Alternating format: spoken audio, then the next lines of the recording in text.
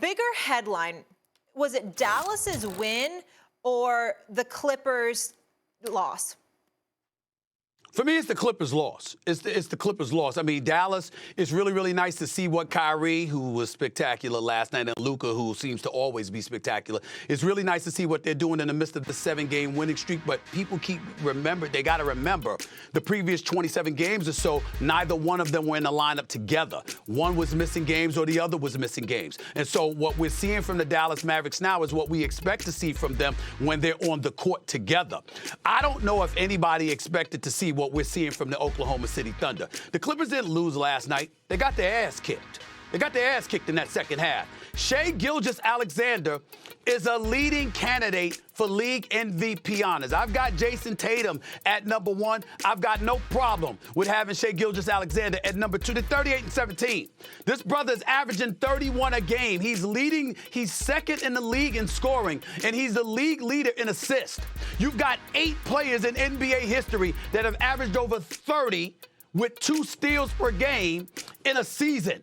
He's one of them. He's on the verge of being the 9th player. Michael Jordan did it 8 times. This is what we're talking about. You watch Shai Gilgeous-Alexander last night. You watch him boogie on the Los Angeles Clippers. Paul George is on that squad. He's a defender. Kawhi Leonard is on that squad. He's a defender. Norman Powell, the Russell Westbrooks of the world, and others, they ain't slouches. This brother was dancing on dudes, dancing on them. Shai Gilgeous-Alexander is special. Special. Now, they might be a little thin. They might be a little young. I'm looking at Jalen Williams. I love this brother's game. Chet Holmgren, I can't sniff at it. I'm looking at Giddey and the rest of these brothers. They can play. But Shai Gilgeous-Alexander is on another level. And we looked at the Los Angeles Clippers, and we said to ourselves, watching them over the last few months, James Harden hasn't missed a game since he arrived in Los Angeles. I remember Wendy coming on this show and talking about Kawhi Leonard needing to be a leading candidate for league MVP with how sensational he's looking. Paul George promised us he was going to play bully ball against everybody this season and is going about the business of stepping on a basketball court and doing exactly that.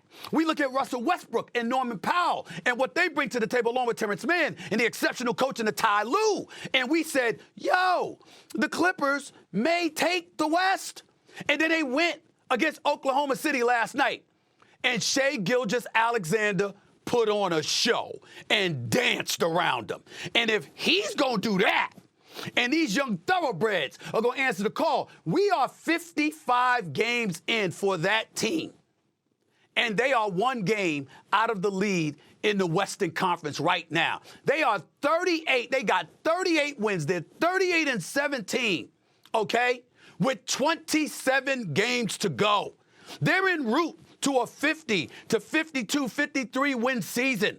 We have to pay attention to the Oklahoma City Thunder and recognize the fact that if for no other reason about their realness, it's this brother right here, Shai Gilgeous-Alexander. He is special. And he is the one. It's not just special. He's the one with the ball in his hands. He's the one they give the ball to. He's the one that runs their offense. He's the one they go to close. He's the one they go to do everything in between. And I haven't seen anybody that has an answer for him. Look out. Look out.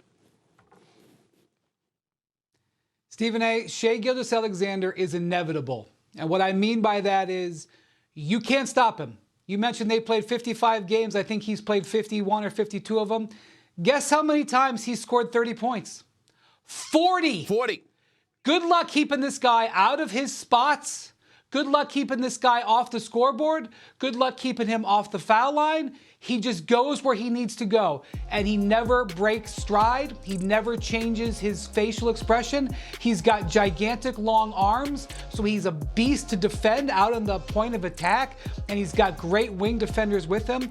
This team is so deep that they just traded a guy to the Charlotte Hornets and Trey Mann who couldn't crack their lineup. He instantaneously is starting for them in Charlotte, and they've won like 4 games with him as a starting guard.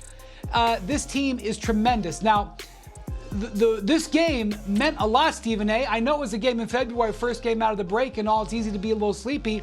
This game was for the tie break and they came in a half a game apart in the standings. And I think the Thunder, if they're going to make a run, they do, because they're so young, they are going to need home court advantage.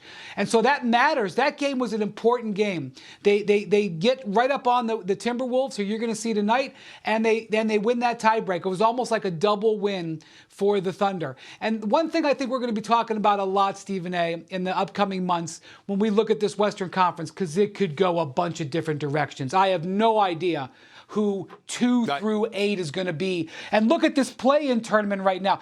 Right now, if the play-in tournament started right now, you'd have the Lakers, the Warriors, and the Suns. You don't think seeding and stuff might matter? Holy Moses. You might have, if you're LeBron, you might have to get through Steph and Durant just to get into the 1-8 matchup. Okay? So that's right. The big thing that we're going to see as we watch these matchups on play is size. Because some of these teams in the West can play with it. Some of them don't play with size. They play small. Some of them have trouble with it. And the reason I'm bringing that up is I do want to talk real quick about the Dallas Mavericks. At the trade deadline, Dallas paid a heavy price. They gave away a first-round pick and a pick swap, and they've really, really pressed to get a team here. But the thing that they did, Stephen A., is they got bigger. Not only did they bring in P.J. Washington and Daniel Gafford, but they got Maxi Kleber back. And now all of a sudden, they can play a lot bigger. And I got to tell you, you better pay attention to the Dallas Mavericks. They have won 7 games in a row, all 7 since Kyrie came back in. Kyrie and Luka have only played 29 games together this season, and they're 10 games over 500. Now, obviously, Kyrie's got to stay healthy. Luka is averaging 34 points a game. We were going crazy over Embiid averaging 35. Right. This guy's averaging 34, one of the league leaders in assists. But let me get back to Shai Gilgeous-Alexander, Wendy, because you brought it up. You talked about him. He's averaging over 30. That's second in the league. He's averaging over 2 steals. That's first in the league. He's 6'6". He's a 6'6" point guard with a handle, with a shot, and oh, by the way, you brought up free throws. Just so happens to shoot 88% from the free throw line. And then the brothers that he's playing with, what we're seeing they're lacking is girth, because obviously you look at Chet Holmgren and he's about my size in terms of girth, but he's 7 feet tall. Here's the bottom line with Williams, with Dort, with Giddey, with him, and the other supplementary parts that they have. We've got to take that in consideration and say this. They may lack girth. They may lack size in terms of mass, but they're young thoroughbreds. And I'm going to say this on national television right now. At some point in time, I want to be very clear. Sam Presti is an exceptional executive. I'm not casting any aspersions on him. But I want to remind everybody, you've had Kevin Durant, you have Russell Westbrook, James Harden, Reggie Jackson back in the day, Serge Ibaka back in the day. You've had Carmelo Anthony on that squad. You've had Paul George on that squad. You've had pieces. You've done everything but win a championship. Sam Presti is never in danger of losing his job. He's never in danger of not being seen as an elite executive, and I get that. But at some point in time, you got to close the deal. And when you think about the assets that he has coming down the pike because of the multitude of trades that he's been able to manufacture involving Russell Westbrook, involving James Harden, involving Paul George, etc., the bottom line is this. In the next 3 years or so, there is no excuse for the Oklahoma City Thunder to not win an NBA championship. This kid, Shai Gilgeous-Alexander, is a superstar blossoming before our very eyes. He is something special. He is something special. And when you have somebody that gifted, who's at the point spot, who, by the way, can rival a Luka, or I say even eclipse him, because he can play as slow as Luka plays, Wendy, or he can speed it up in ways that Luka cannot. Luka's spectacular, we know that. But nobody would accuse him of being a road runner, a speedster. Shai Gilgeous could do whatever you need him to do. He could play up tempo. He could slow it down.